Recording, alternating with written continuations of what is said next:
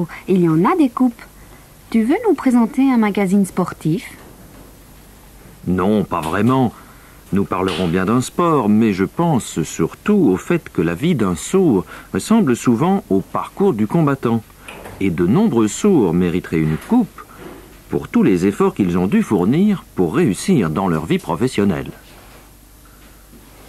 Tu penses aux études et à la recherche d'un travail? Oui, c'est bien vrai. Cela ressemble souvent à une course d'obstacles.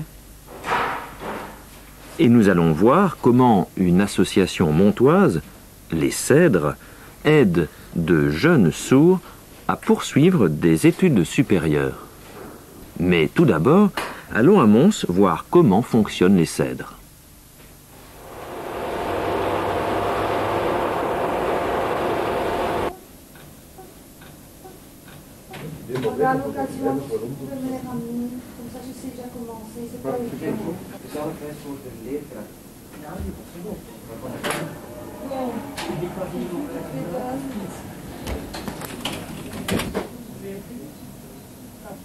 Ça fait qu'à l'université de Mons, il y a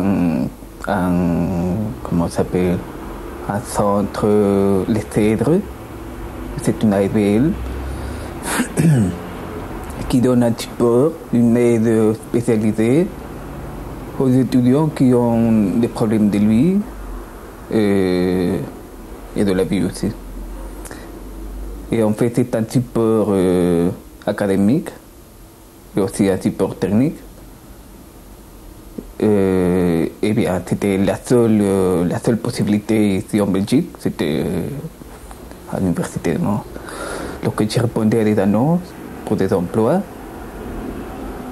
C'était par téléphone qu'on me contactait. Et aussi pour savoir si je maîtrisais l'anglais ou le néerlandais par téléphone. Donc, avant de fixer une date pour une interview personnelle, les gens s'assurent que cela va marcher plus ou moins par téléphone. Malheureusement, par téléphone, je ne sais pas répondre. Au début de cette année, j'ai trouvé un emploi mi-temps à Manufat. Et bien là, il était clair que pour ce qui est des contacts téléphoniques avec des clients ou des choses comme cela, je n'étais pas compétent.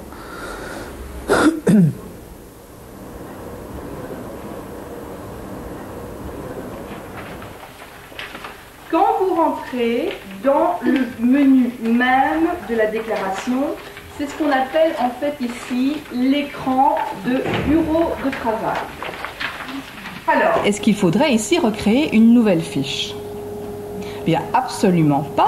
Vous n'êtes absolument pas obligé de recréer une nouvelle fiche, mais étant donné que M. Dupont est maintenant passé dans la partie néerlandophone du pays, bien, au lieu d'imprimer la déclaration en français, il suffirait tout simplement de mettre à la place de la lettre F la lettre N.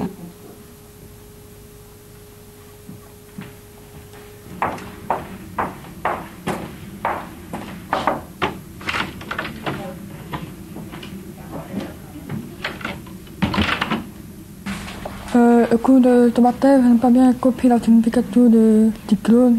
Des icônes, ça s'écrit comme ça. Ah, une icône. D'accord.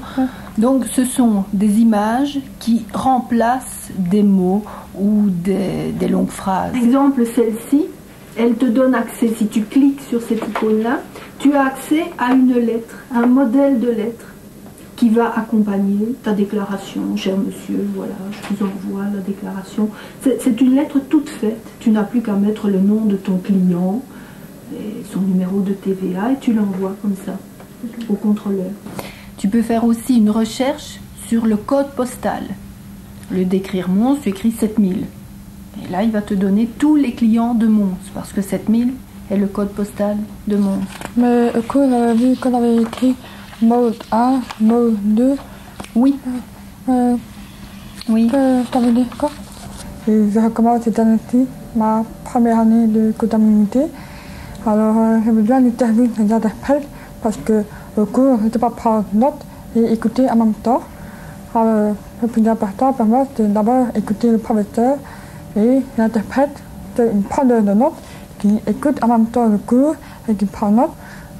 Elle remet ce cours en note, elle me le donne, je le lis à la maison. S'il y a des questions que je ne comprends pas, je reviens ici peut-être 1 ou 2 fois par semaine et je demande des explications et elle m'explique le cours. Mais il est aussi important que l'interprète vienne au cours, comme ça l'interprète aura écouté le cours et saura mieux m'expliquer le cours. Les Cèdres, c'est une association sans but lucratif dont le nom est un anagramme de Centre d'aide et de recherche en faveur des étudiants sourds. Et cette association a été fondée, voici 15 ans, dans le but de venir en aide aux étudiants sourds, comme le titre l'indiquait. Alors, comment procédons-nous? Nous avons une équipe de 4 universitaires, une secrétaire, 2 logopèdes et un technicien audiovisuel. Et tout ce petit monde vient en aide à l'étudiant, soit en accompagnant l'étudiant au cours où on prend note pour eux. Ces notes de cours sont retransformées après et redactylographiées et distribuées à l'étudiant, ou bien des moyens pédagogiques sont élaborés, soit via les ordinateurs, soit par des moyens techniques locaux que l'on a pu élaborer. Nous avons opté pour la prise de notes parce que nous n'avions pas, et nous n'avons toujours pas d'interprète en langue des signes pour aider nos étudiants qui, heureusement, étaient tous oralistes.